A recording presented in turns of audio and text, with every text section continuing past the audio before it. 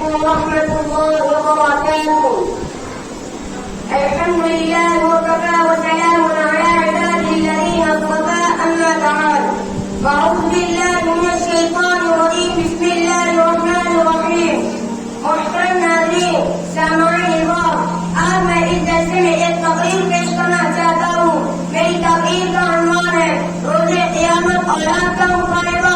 अल्लाह ताला ने कुरान मजीद में इरशाद फरमाया कि औलाद और मातहत लोग क़यामत के दिन अल्लाह ताला की अदालत में मुक़द्दमा दर्ज करेंगे और कहेंगे कि ऐ हमारे परवरदिगार, हकीकत ये है कि हमने अपने सरदारों और बड़ों का कहना माना, इन्होंने हमें रास्ते से भटका दिया। अम्मी कहती थी बेटा तुम्हें डॉक्टर बनना है, मैंने डॉक्टर बनकर दिखाया। अम्मी कहती थी बेटा तुम्हें बिजनेसमैन बनना है, मैंने बिजनेस चला कर दिखाया। अम्मी तो कभी मुझे नमाज पढ़ने को नहीं कहा। अम्मी तो कहती थी बेटा रोजा रखोगे तो कमजोर हो जाओगे। इन्होंने तो हमें दीन सिखाया ही नहीं। अगर ये दीन सिखाते तो हम दीन पर चलने वाले बन जाते। हमने तो इनकी बात माना करते थे, क्योंकि इन्होंने तो हमें नेकी का रास्ता दिखाया नहीं, दुनियादारी के रास्ते पर लगाए रखा। इसलिए ऐ हमारे परवरदिगार, इनको गुनाह, अज़ाब और लानत कर, जो बड़ी भारी लानत हो।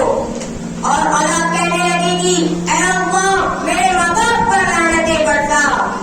इसलिए आप वालिदैन से अदबन गुजारिश है कि आप अपने बच्चों को दीन का इल्म सिखाएं।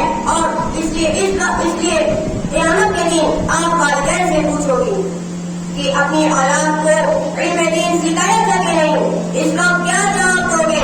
इसलिए अपने बच्चों को इल्म दीन सीखने के लिए तैयार करें और आलिम व फाज़िल बनाएं, ताकि कल के दिन ये हमारे काम आवे। आखिर में दुआ है कि अल्लाह ताला